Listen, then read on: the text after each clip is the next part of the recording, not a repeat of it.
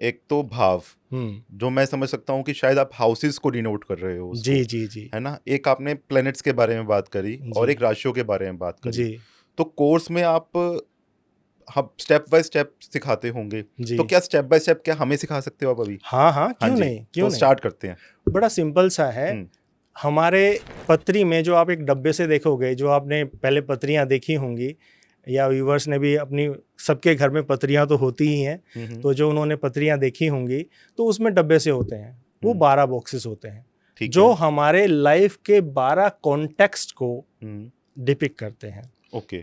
और उसमें कुछ नंबर्स होते हैं, हम्म वो राशियां हैं।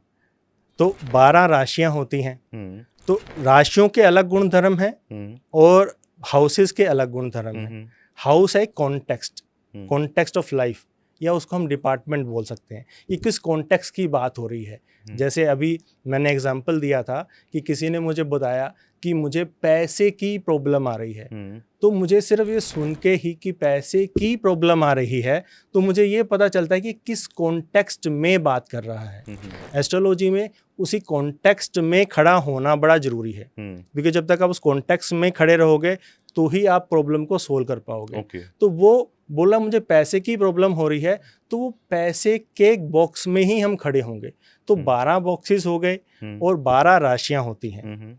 तो सर हम स्टार्ट करते हैं पहले कि ये 12 लाइफ कॉन्टेक्स्ट होते क्या हैं। आप इसको एक एक करके समझाइए कि first house, second house, third house क्या डिनोट करता है, हाँ ताकि जब हम किसी की रेफरेंस कुंडली डालें एक बार के लिए हाँ अपने व्यूअर्स के लिए भी, हाँ तो उनको अच्छे से खट से रिलेट हो जाए कि हाँ भाई ये बात हो रही है हाँ।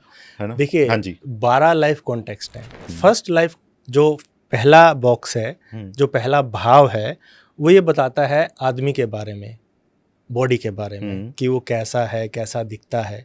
दूसरा भाव है वो बताता है परिवार और मनी के बारे में।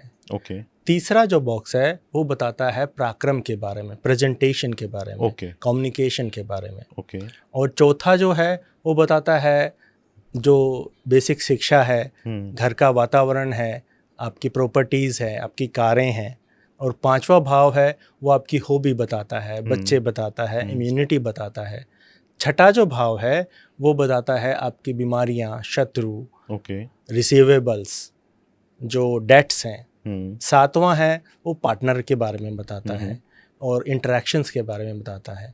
आठवां भाव है जो ट्रांसफॉर्मेशन, पेन, इनके बारे में बताता है। नवम भाव जो है हायर स्टडीज़ होती है, भाग्य उदय होता है, रूल एंड रेगुलेशंस होता है, उसके बारे में बताता है। दसम भाव है ग्रोथ के बारे में बताता है, आपका कर्म के बारे में बताता है। 11वां भाव जो बताता है वो लाभ के बारे में बताता है, दोस्त, सेविंग, कुछ भी गेन है उसके बारे में। और 12वां है इन्वेस्टमेंट के बारे में बताता है, आइसोलेशन के बारे में बताता है। और ये सारे के सारे किसी भी लाइफ के एरिया के बारे में होता है। जैसे कि गेन, तो कोई भी गेन लाइफ का, तो वो भाव रहता है। जैसे रिसोर्सेज है तो वो भाव रहता है। और अगर खुद के बारे में है तो पहला भाव है। ओके। तो ये हमारे 12 भाव होते हैं। ये एक बेसिक टेम्पलेट है जहाँ से हम एस्ट्रोलॉजी स्टार्ट करते हैं। तो जब भी मेरी बात होगी तो मैं अपना सबसे पहले फर्स्ट बॉक्स देखूंगा जी, जब भी कोई मेरी बात होगी। जी जी जी। ओके। तो इसका क्या लॉजिक है कि दोस्त को और अपने अचीवमेंट्स को, या फिर आपने बोला बेनिफिट्स को, इन तीनों को एक ही बॉक्स में डाल दिया उठा के? ये कैटेगराइजेशन किया गया है हमारे बुजुर्गों ने कि ये ऐसे ही है और हमको इनको ऐसे ही मानना है। तो ये फिक्स्ड है? हाँ, ये फिक्स्ड है। ओके।